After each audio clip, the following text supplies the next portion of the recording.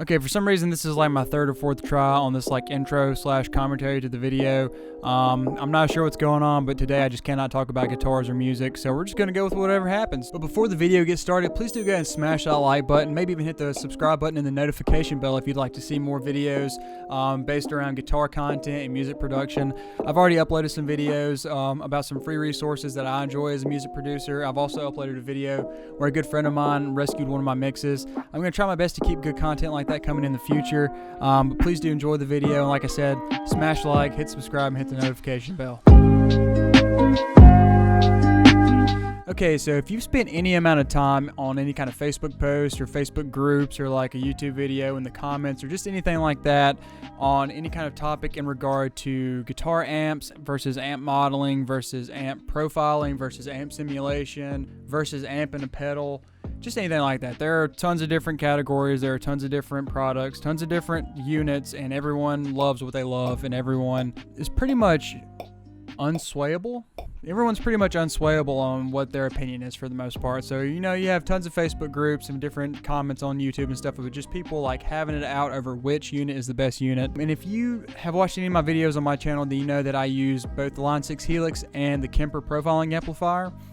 I'm a huge fan of both of those units. They are both used in my studio quite often, and I use both of them live as well. I think they both do a great job at what they're made to do. But like I was saying earlier, if you spend any time on like different Facebook groups where people talk about guitar tone and they talk about it for hours and just like very extensively, a general trend that I feel like I've seen, specifically in the praise and worship groups, people seem to be really satisfied with the way the Kemper profiling amplifier recreates the amps that they love. With that being said, some people love the effects in the Kemper and some people aren't too crazy about the effects in the Kemper. Recently, they've released new reverbs, have released new drives, and people have been pretty satisfied with those. But for the most part, the Kemper is the king of the amps. On the other hand, with the Line 6 Helix, I see a lot of people who are not super satisfied with the amp modeling within the Helix. You see a lot of people supplementing the amps in the Helix with different IRs and whatnot, just to try to make it sound a little more authentic. Maybe I've heard the word breathe life into the amp modeling in the Helix, and I think that's pretty accurate. You add a really good impulse response onto some of the models in the Line 6 Helix, and you're going to be really satisfied with what you get for the most part. However, conversely, people seem to love the effects in the Helix. I don't know if it's just because it was originally a pedal board and it just was really nice to plug the Helix into your amplifier and have really quality effects, but people really dig the effects in the Helix. People compare it to the analog and digital pedals that people typically have on their pedal boards all the time. A lot of people have gotten rid of their pedal boards for the Helix. So yeah, to me, there comes a point though, really in praise and worship music, we're very guilty of this.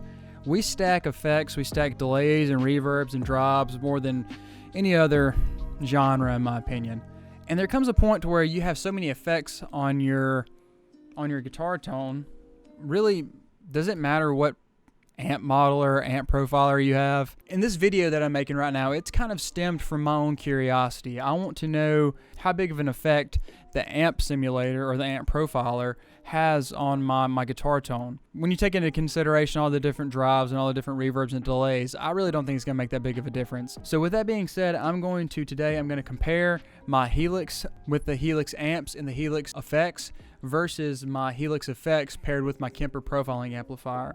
I really want to see if there's really any difference at all. I'm sure there may be a little bit of a difference. I feel like it probably won't be super distinguishable though. Or I want to see if one sounds way better than the other. I haven't really sat down and compared the two, so I felt like it was a really good opportunity for a video. Just a quick word on what I'm going to be comparing. I'm going to be doing a Fender amp, a Marshall amp, and a Vox amp.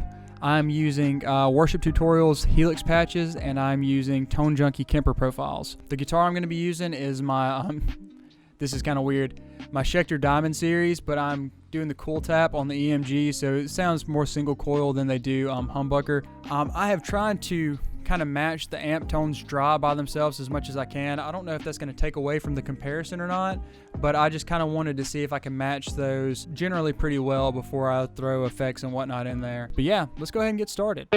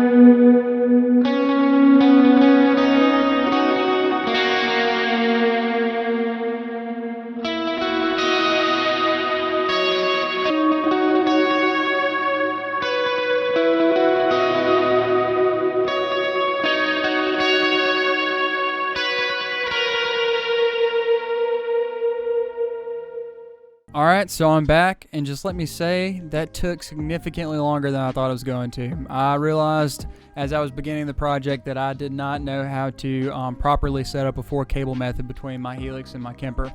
So after some research on that and some trial and error, I think I did it correctly. I'm pretty confident in it. The results I had, I would have played them at church happily and wouldn't have thought twice about it. So that's what we're rolling with. I was actually pretty shocked at how different some of the tones sounded. In my opinion, the Fender model amp didn't sound too different. Like, I mean, obviously there was some difference there, but with the Vox and the Marshall, I don't know if it was a mess up on my end or what it was, but there was some pretty insane differences there. And let me say, the Helix patches that I ran for each amp, for the Marshall, the Vox, and the Fender, while I didn't use the same patches for each of those, I did run my Kemper through those same patches. So basically all I did was I substituted my amp and my cab block for an effects loop send and return. So I did that, and then I had to adjust some levels and whatnot, but that's all I did. So it really, there's no different processing going on whatsoever, unless there are some differences in the Kemper versus in the Helix. Like I was saying, in my opinion, with the Marshall and the Vox, it seemed like you were hearing more of the amp with the Kemper versus with the Helix. Like the amp was a little more in your face. It didn't sound quite as washed out, and honestly, I don't know what could have happened to make it such a drastic difference, because I did the same thing with the Marshall and the Vox as I did with the Fender, and with the Fender it wasn't a huge difference at all. I mean, like, it still sounded a little beefier in my opinion, but it wasn't as drastic of a difference.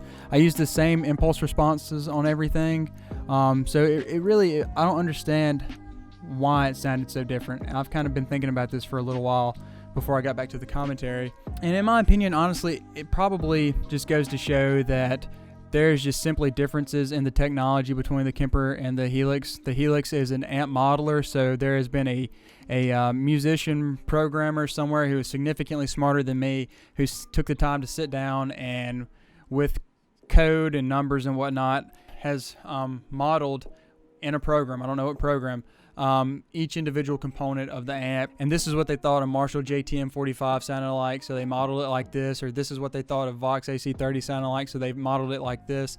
And that's what you have in the Helix, is the model that the programmer made of that amp, versus with the Kemper, and you've heard this conversation plenty of times, but the Kemper is a profiling amp. So I don't completely understand the technology in it, but someone somewhere, I know who it was who made these, Jonathan Sullivan from Tone Junkie, sat down in front of his Vox AC30 or sat down in front of his Marshall JTM 45 or his Fender Tweed, and he captured the soul of that amp. I don't really know a better way to say it, but he profiled that amp, and I mean, that's what that specific amp sounds like. I think it's really cool in that with the Kemper technology, it respects the fact that there are different versions of the same amp. There are different models of the same amp. There are different, there's just based on what era you get a certain amp from, drastically changes how the amp can sound. I mean, sure, it still has the same core soul to it, but it's going to sound different depending on where it is or what tubes are in it or just all these different components and stuff.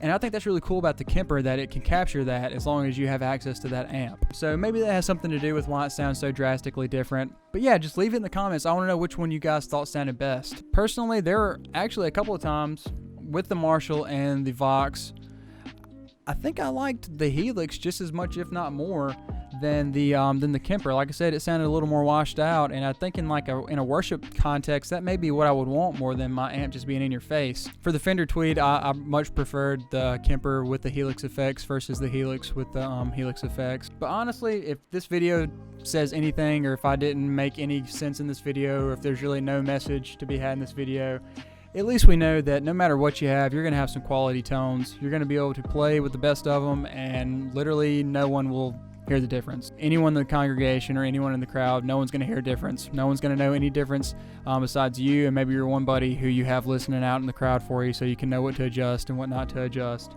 on your tones. Please do smash that like button if you enjoyed this video. Leave me a comment on which amp profile or model you enjoyed the most. If you guys use the Kemper, if you guys use the Helix, you can even tell me about some of the stuff that you've downloaded that you really like for it. I'd love to check that stuff out. Thanks, guys.